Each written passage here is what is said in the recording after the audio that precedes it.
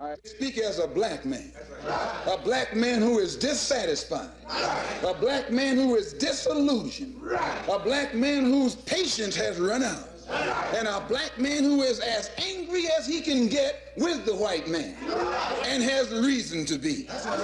Oh, freedom, freedom, oh, freedom, freedom, oh, freedom over me, and before I'd be a slave, I'd be buried in my grave, and go home to my Lord, and be free.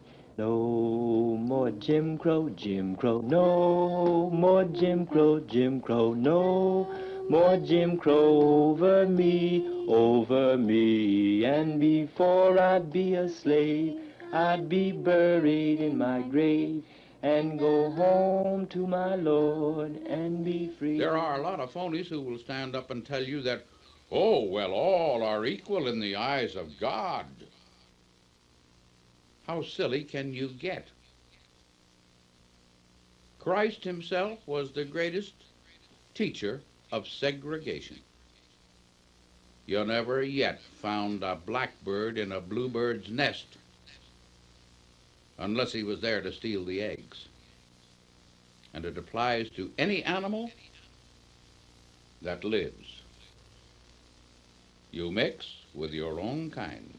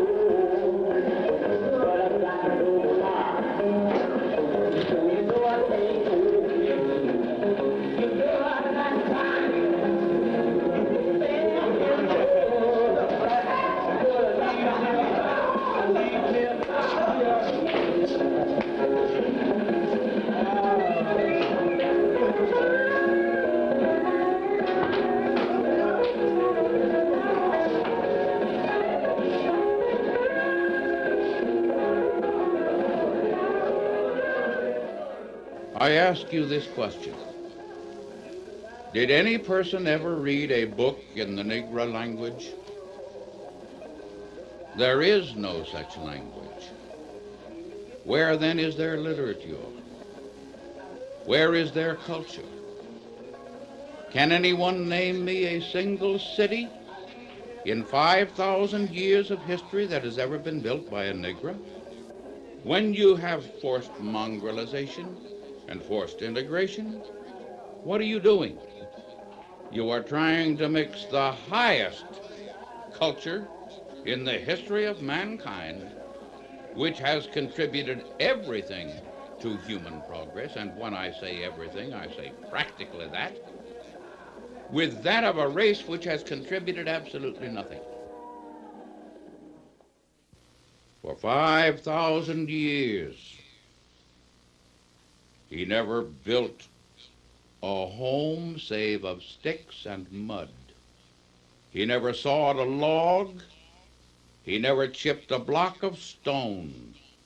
He roamed like an ox, living for an hour. And for 5,000 years, his black bare feet crunched acres of diamonds between his toes. He never picked one up and looked at its luster until it was shown him by a white man. For 5,000 years he sat along the beaches of this glorious continent of Africa, fabulously rich beyond the dreams of a poet's fancy, watching the waves break on the surf, calling him to distant lands. And never once did he dream a sail. 30,000 troops it took to get that nigger in, twice as many to get him in again. James Meredith, it's plain for you to see. You'll breathe the more of rebel air, for soon dead you'll be, soon dead you'll be. You've read a lot about a nigger over in Mississippi attending the university there named Meredith. I don't call that integration. That's only the military lodging somebody with you by force. That nigger would be dead in 24 hours the minute they pulled out the goon marshals. The students would kill him. Nigger lovers everywhere been suited to a T, especially the one in the big White House. His name is Kennedy. James Meredith, it's plain for you to see. You'll breathe the more of rebel air, for soon dead you'll be, soon dead you'll be. Meredith's not asking you to come into your home or anybody else's home. He's asking you to be treated as an equal before the law. He believes in moving mountains. Well, of course, he's got this basic courage to the extent that nobody else I've ever seen has. He's very likable.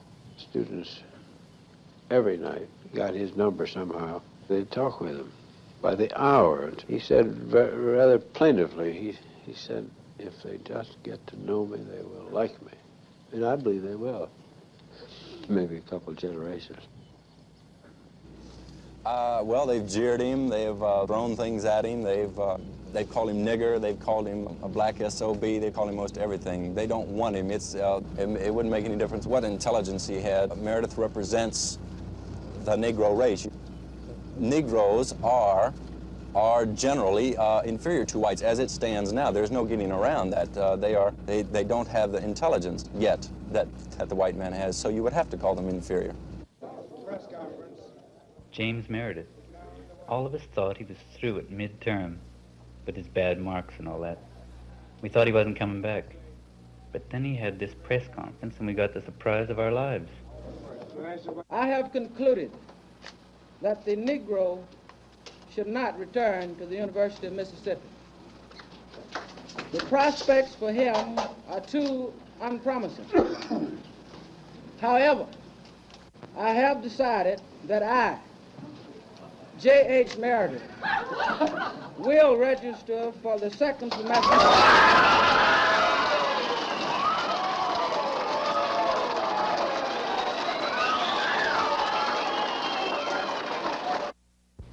Let me tell you about another university, Clemson College. That's in South Carolina. What y'all got? Okay. You know, South Carolina is the last state in the Southland without one nigger in white school. There's a nigger now, named Harvey Gantt, trying to get in there. Students don't like it much, but nobody's gotten killed yet. Everybody ready? And then if they can move back, we will have it in perfect control. All ready with that cement block? Hold three, Surratt. Get the noose. Drop her rope now. Oh. Smile big, Harvey. Oh, he's so cute.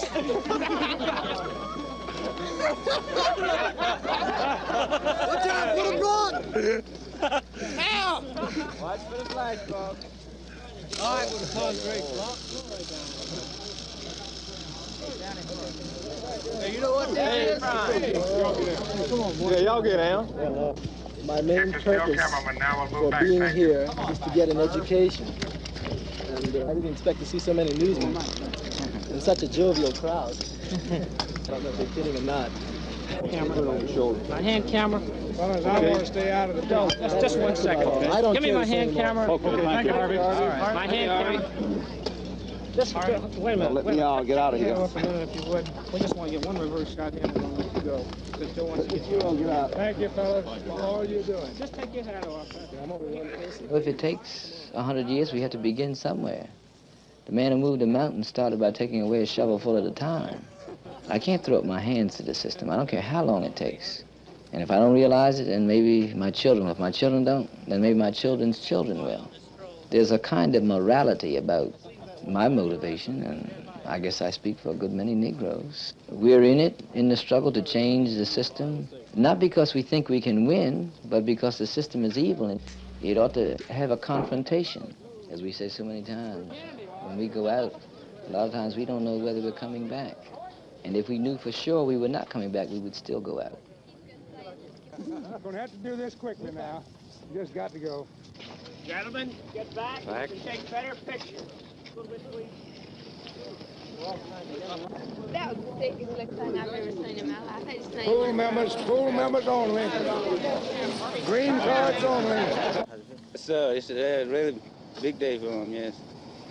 So much exciting. I ain't seen some, for one, colored guy, so this big crowd of for one day.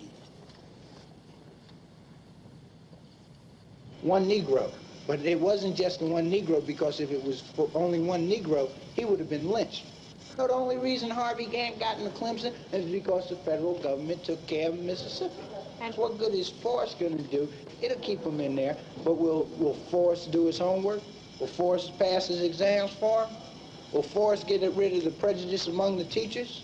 Prejudice among the students? They must integrate, but must they shoot at Meredith's parents?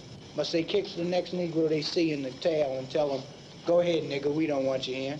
What good is that? So I realize that one man has broken the barrier.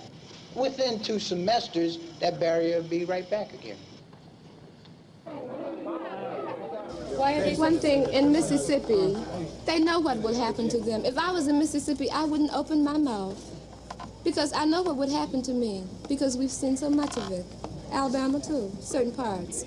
But I mean, being here, I can afford to speak where I am. I don't think nobody will hunt me down and kill me. I'm not sure, though, but I don't think so. We have people that hate, just like you people have. They have people that hate us. I mean, why should we be any different?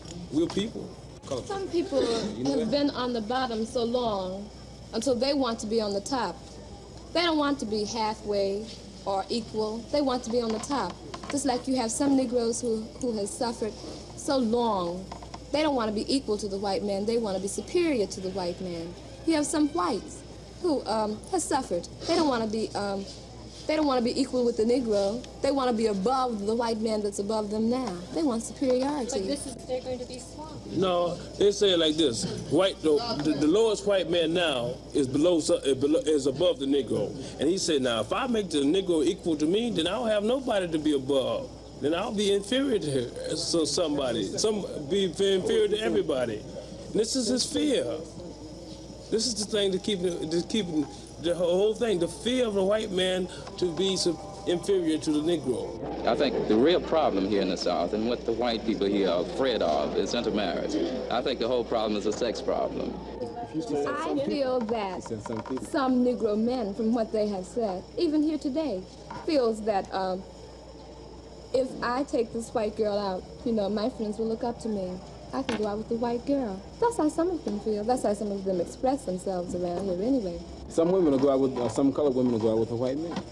Just to feel the prestige, As a American. Prestige. Cherry, after all this talk about mixing of the sexes, I'm white, you're Negro. Will you take me on a date? Yeah, I would. I don't know, it depends.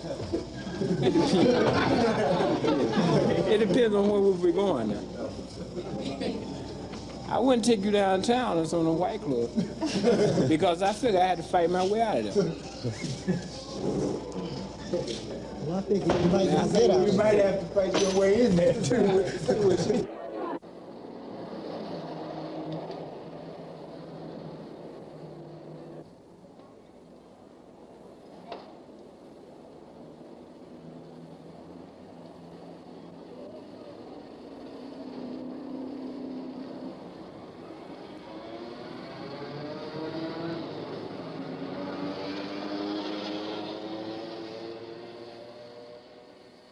Can get away with it. I'm going to get mine. Let's go get us one and walk around. I get 2 tickets, please.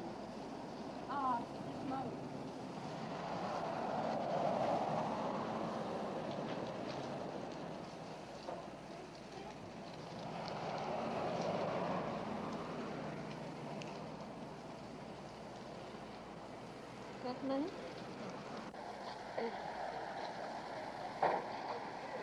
Only white people.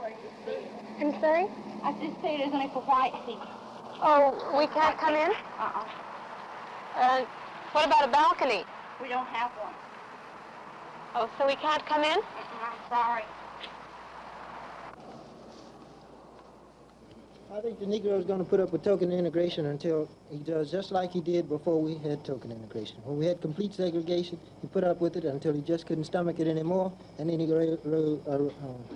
rose up on his hind legs and started to fight. When he gets tired of token integration, he's going to rise up again and fight. On the Negro's part, to me, the Negro is a problem to himself, in that no matter what happens, a Negro professor, a clergyman, or anything, he can't be a clergyman. He has to be a Negro clergyman, a Negro professor. In the fact that no matter what he does, he must carry a banner for his people. They have to have someone leading them, someone up there from their race that shows the white man that the Negro can make it. The Southern Negro is a happy, carefree individual. He just loves gaiety. He's a hard worker. And I have found him to be a very friendly person and an affectionate person too, in their feelings of respect with the white people. But we also respect them too. We have a very deep respect for their way of life and for their ways of thinking. We think differently. We definitely think differently. We don't inflict our way of life upon them, and neither do they inflict their way of life upon us. For instance, Rosie's church. Rosie, as I've told you, was our cook whom we love so dearly. And we discussed integration and the events of the day quite frequently. And when a few niggers had said that they would like to go to the white churches, I said, Rosie, how would you like to come to my church? She says, no, ma'am, I do not want to go to your church. She said, Miss Patricia, you don't really have religion unless you can yell and say amen, and there are just times when the preacher's talking that you ought to get up and say something. She said, because if you don't, she said, then you're missing your chance to be a good Christian. And she says, no, ma'am. She says, I do not want to go to your church, and I don't want you coming to my church either. I'll wash them. I'll wash them. I'll make them soft as wood. I'll make them white as snow. I wonder, am I talking to anybody been washed one day? I've been washed. I've been washed. Well, I've been washed in the blood of the Lamb. What are you trying to say, Brother Moore? Yeah. My hair's kinky. Yeah. My forehead is flat. Yes. My nose is broad. Yeah. My lips are thick. Yeah. My knees are knocked. And my legs are bone. It doesn't know kind. It no pure heart. I'll nurse you when you get ill. I don't worry about the color of your skin. I love humanity. For God loves humanity. He's the seed sown in good soil.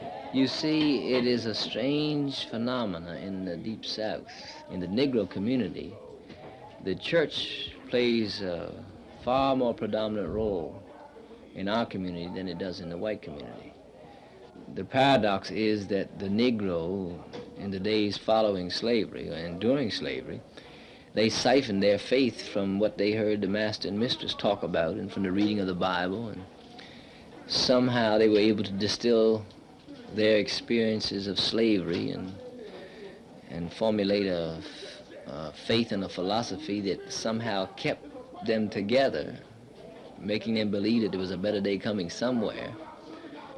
Take the Negro church out of the Negro freedom movement and you don't have any movement. Because in the Negro community, everything is focused in the church. He owns it, he operates it, the white man can't do anything about it.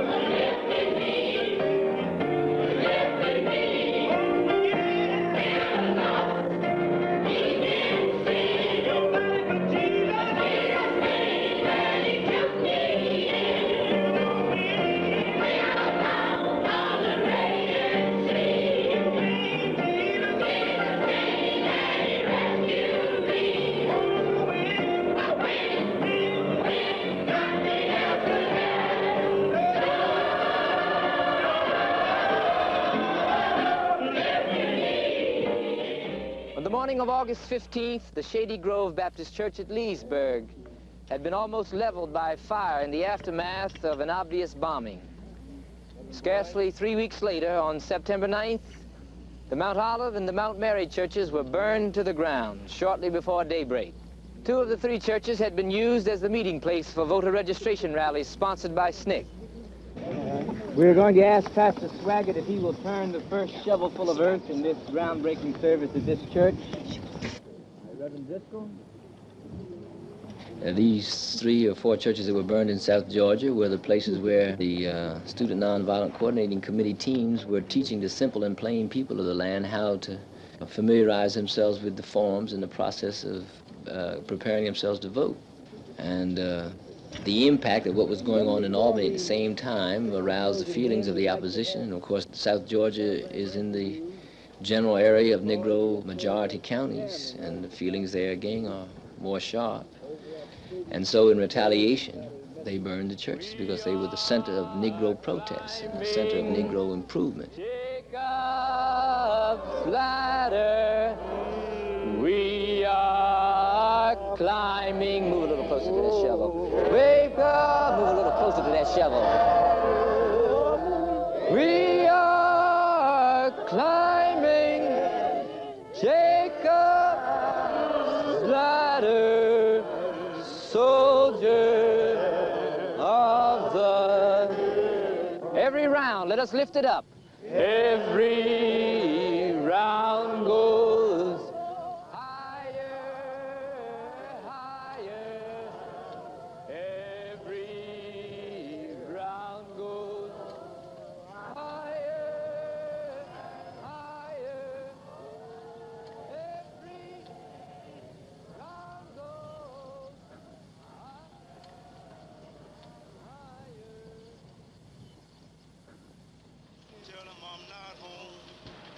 You go down 50 miles in any direction from Atlanta.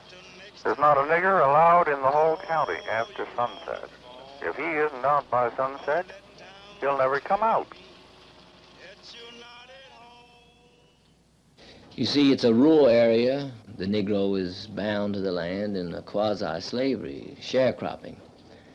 I've seen sharecroppers who are third-generation sharecroppers, people who work the land from seed time to harvest, clear the new ground, till the soil, and when the year is over, they go to the farm store and get 2 new pair of overalls and some ground meal, a few other items. And these people live from hand to mouth like this, year in and year out, generation to generation. I got one more river. I got one more river. I got one more river to cross. Good river. What are you in jail for now, Johnny? For robbery. It was a dice game, and come up to fight. What are you doing in jail again? Attempt to rape. How many times have you been in jail prior to this? I'll say about 8 times. Mother, she'll be waiting. I think it is true that no white man can really understand what the Negro faces. I don't think he can ever understand how I feel, the humiliation, the psychological scars that are left, when he has never had the experience of 250 years of slavery and another 100 years of segregation and discrimination. Segregation and discrimination affects everything you do, everything you feel, everything you hope for, everything you imagine, everything you dream. When you wake up in the morning, and at least when I start shaving, you know, bam, it hits me, you know, you're a Negro. To have your child ask you, why can't I go to this school? Or why is that a white school? Or why can't I go to Funtown, a recreational park? Do white people hate me because my skin is black? Why are Negroes lynched? Isn't this America? Aren't I a citizen? You know, this is one of the psychological scars, the absolute frustration of not being able to give a rational answer, because the system itself is built on such idiocy. I have no desire to be anything other than a Negro. It's a lot more fun being a Negro and a lot safer, I think, in the eyes of God. You see, it's like this. Color is so unimportant. What the Negro wants is an opportunity to be a man, to be, just because someone says to you that you're not a man, you are a man.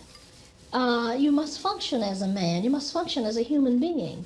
The frustrations that come, the lack of educational opportunities for our children, color has nothing to do with it. You just happen to be standing in the way. You could be green, you could be plaid, you could be pink, you could be anything. You just happen to be white. Get on out of the way and let us move into the American society as free people, as human beings. Move, get out of the way, and decide. You and God get together on whether you love me or not. I would prefer you loved me. I prefer that you would treat me kindly. I want to live in a friendly world. It's kind to folks like me. But you get together with God on that. Because you're white has nothing to do with it. The color of your skin is unimportant only to you, and only to a person who wears it badly, whether that person is a Negro, whether he's white, black, yellow, or red. I would prefer that you would love me, would be my friend. But please let me move as a free human being in a democratic society. You are in the way. And I remember one time a little nephew of mine who had come to visit me from Cleveland, and he sat down at Crest, and the place was during the lunch hour, and the place was full of people eating. And I leaned down and whispered to him, I said, Mickey, you can't eat there because you are a little Negro boy. And I was just, of course, very embarrassed. So I said, well, it's a law. It's a law that you can't eat there. And very loudly he said, well, who made that old mean law?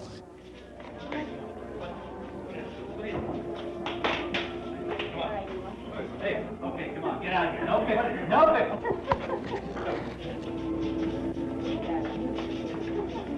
Come on, get out. No pictures. Get out. No pictures in here.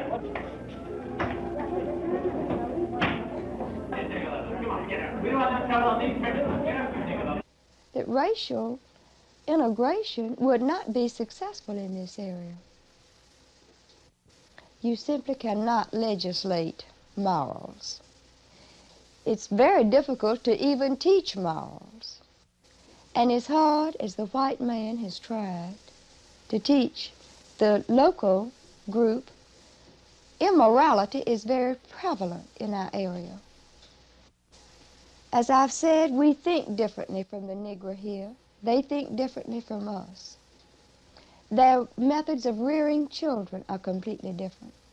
The language of some of the children in the Negro, among the Negroes, would be so objectionable that we simply could not stand or tolerate our children being associated with them, for they would pick up that language.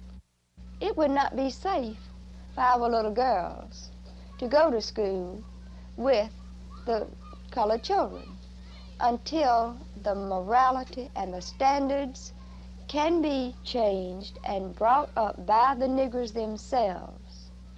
We would not stand for our little white children to associate with them on the social or school level.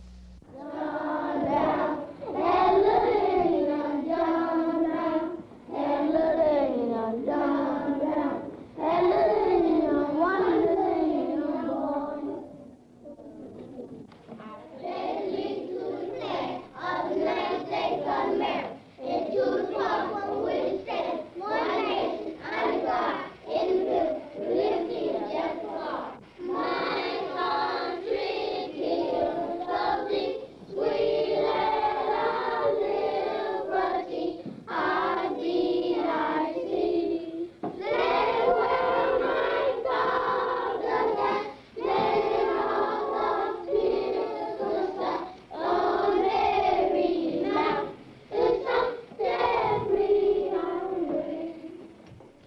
don't scare Negroes today with no badge or no white skin or no white sheet or no white anything else.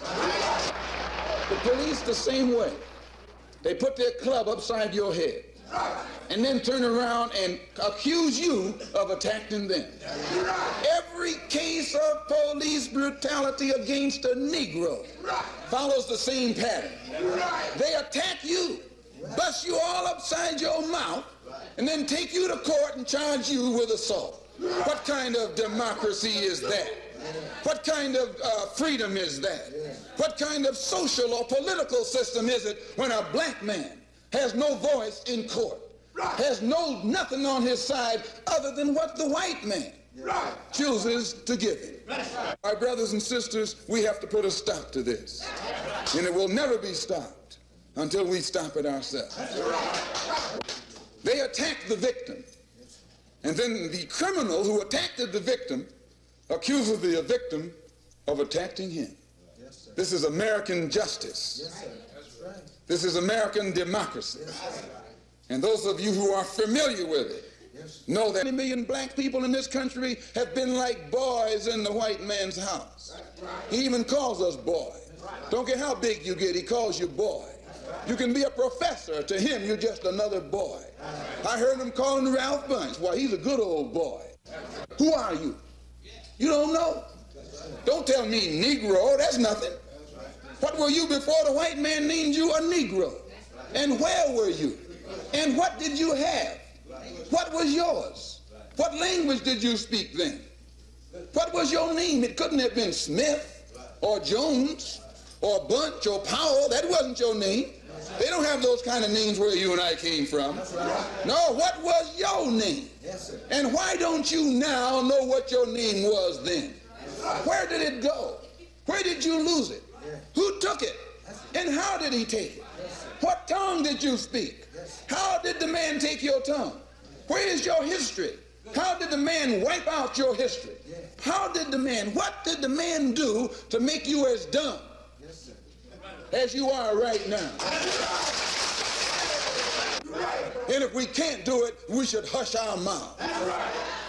If you can't do for yourself what the white man is doing for himself, don't say you're equal with the white man. If you can't set up a factory like he sets up a factory, don't talk that old equality talk. Get off the welfare. Get out of that compensation line. Be a man. Earn what you need for your own family. Then your family respects you. They are proud to say, that's my father. She's proud to say, that's my husband. Father means you're taking care of those children. Just because you made them, that don't mean you're a father. Anybody can make a baby, but anybody can't take care of them.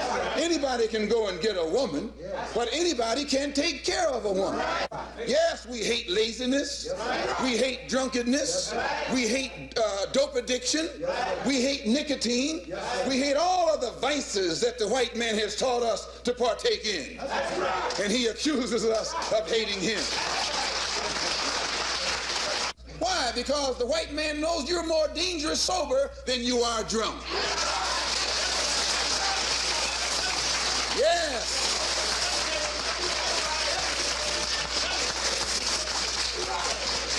You are more dangerous sober than you are drunk. He's not worrying about no dancing, singing, clowning Negro. He's worried about you when you stop dancing, when you stop singing, when you stop clowning and start thinking. Then he gets worried. And you should keep him worried.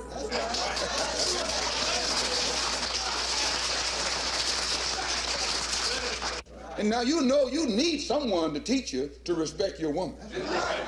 You say, well, what about the white woman? No, you've been respecting her.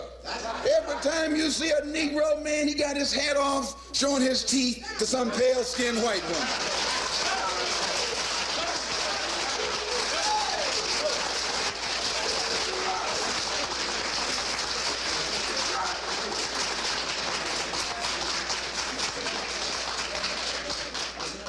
And the mistake that you and I have made is leaving our women unprotected.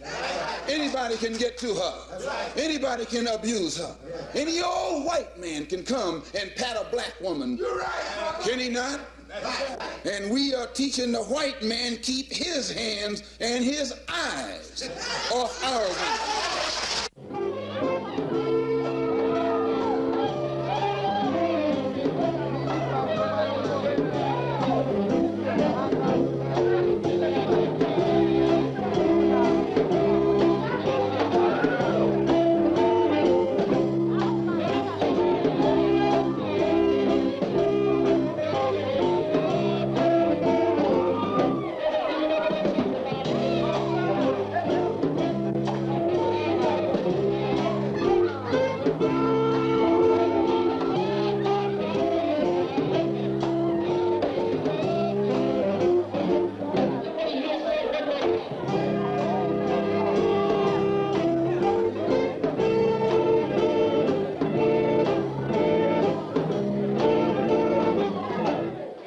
But on Saturday nights, they are dressed up, they are happy, they are carefree.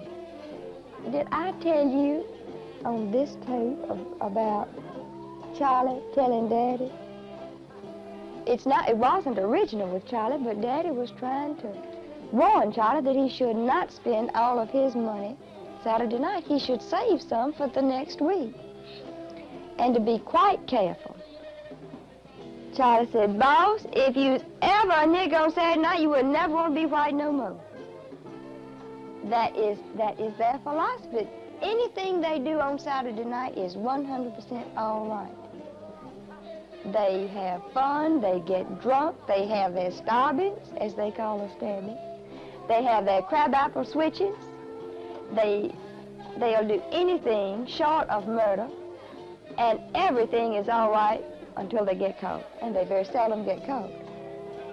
They go with each other's wives, they go with young girls, they dance, and the dances are something that are just wonderful. They can do the twist far better than Elvis Presley ever did it. And you just haven't lived until you have been a part of the town on a Saturday night.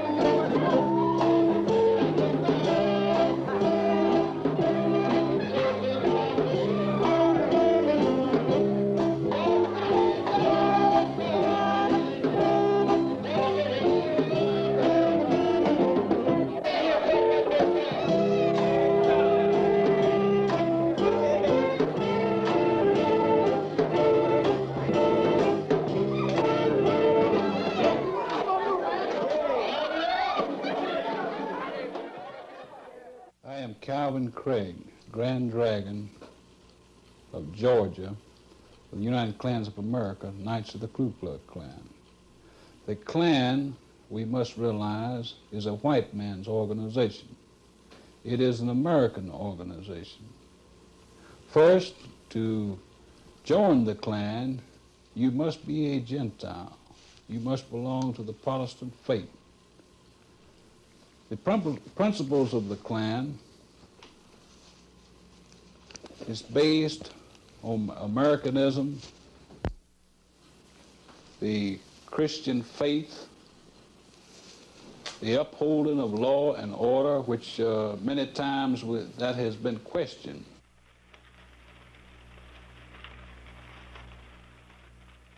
Ladies and gentlemen, how do you do? Since I am a professional broadcaster, I'll take the liberty of introducing myself. My name is Wally Butterworth. I've had the honor of appearing over CBC networks and talking over the American networks to the Canadian people for over a long period of years. Oh. All right.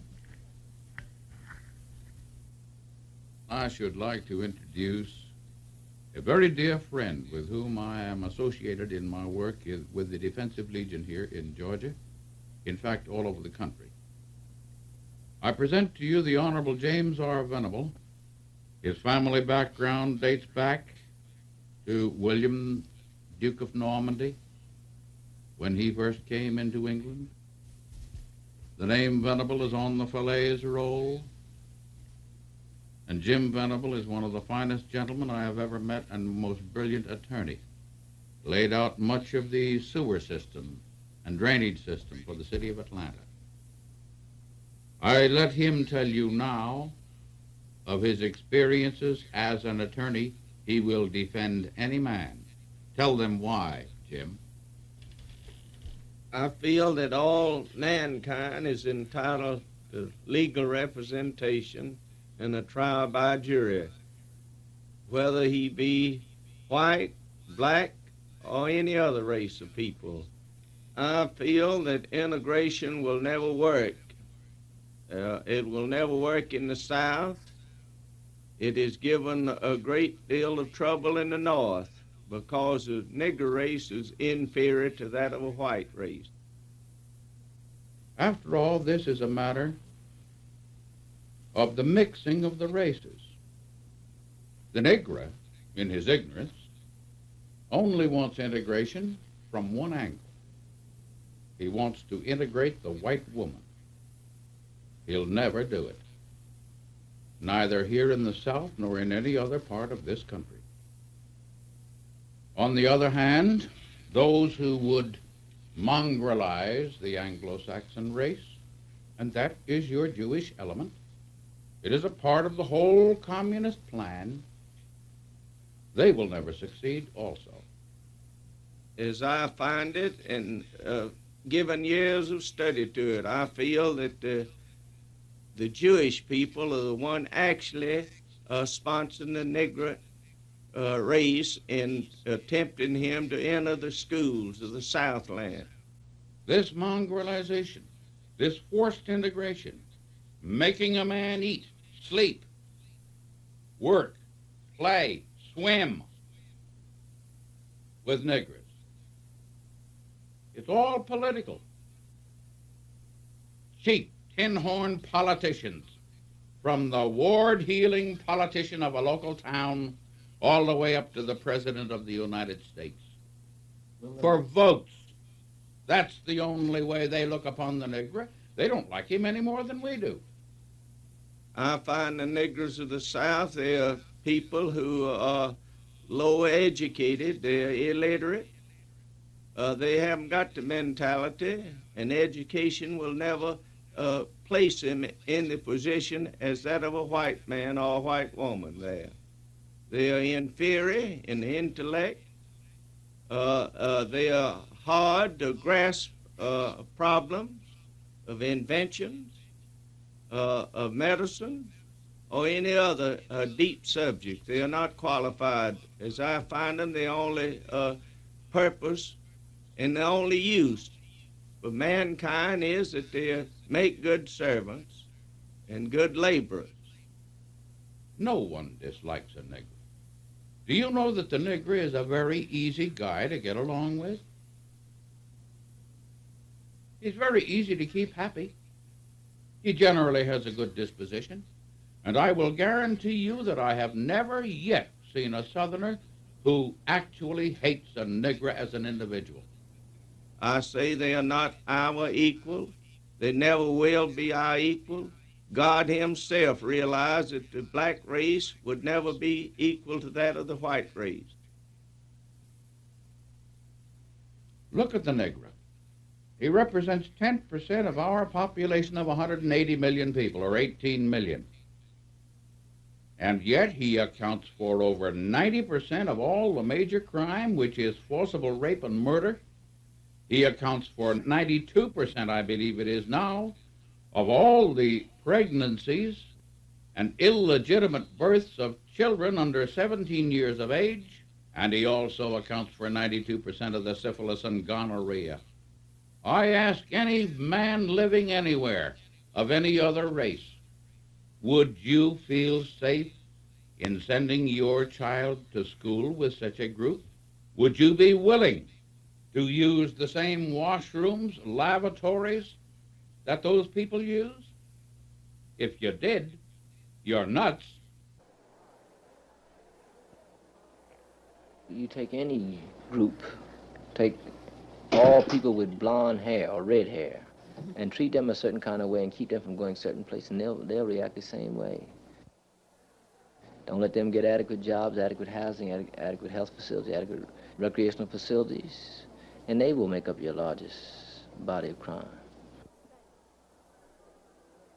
They threw us together like animals down a plantation to mate and make more hands for the fields. They talk about illegitimacy and immorality in the Negro community. What the hell do they expect? My dear sir, all you have to do is take the purest white paint or white color of any kind and put one dab of any other color in it, and you have besmirched it and besmudged it. One drop of blood in a white man's veins does not create another white man, nor can it. You've darkened the shade of white. It flattens the nose, thickens the lips, and dulls the intellect. The intellect of the white man, the highest that has ever been known in the history of all mankind. And the moment you mix it, you dull it. Because you're mixing it with the lowest intellect of all the races. Well, let me say a word about the white man's morality as I know it. Look at me. My Aborigines supposedly came from the heart of Africa, but I'm a mulatto Negro. I'm sure biologically I'm more white than I am Negro, but I'm still a Negro. And could you for 1 minute suppose that my great-grandmother took advantage of the slave owner? Or could my great-grandfather have taken advantage of his mistress? Hardly not. I have no particular drive, nor do I think any other Negro has any particular drive to hobnob with white people or to belong to their private clubs. But I do think it is presumptuous and undemocratic and immoral and unchristian for them to say what places of public accommodations I can frequent, or where I should sit on a bus, or what kind of job I can get, or where I can buy a home if I've got the money to pay for it. Personally, I just want to be accepted as a person on the basis of my own merits. If I can't make the grade as a person, then I'm happy to be excluded. I just think we're all tied up in one single garment of destiny. When one Negro is lynched, then a little bit of me is lynched with him. When he's humiliated, I'm humiliated, because we all suffer the brunt of the same system, race and color prejudice.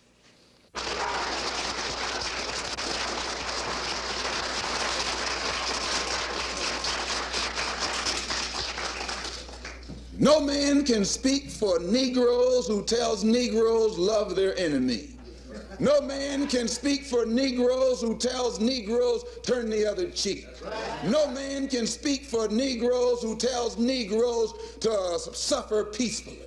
There is no Negro in his right mind today who is going to turn the other cheek.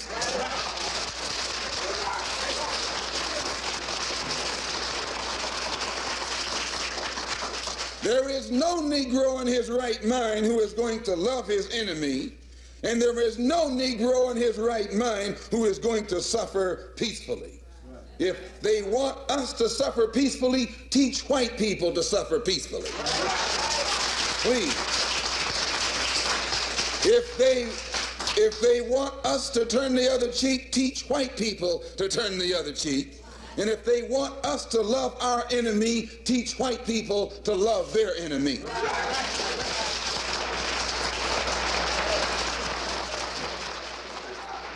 Oh, freedom, freedom, oh, freedom, freedom, oh, freedom over me, and before I'd be a slave, I'd be buried in my grave, and go home to my Lord and be free. No more segregation, segregation, no more segregation, segregation, no more segregation over me, over me. And before I'd be a slave, I'd be buried in my grave and go home to my Lord and be free.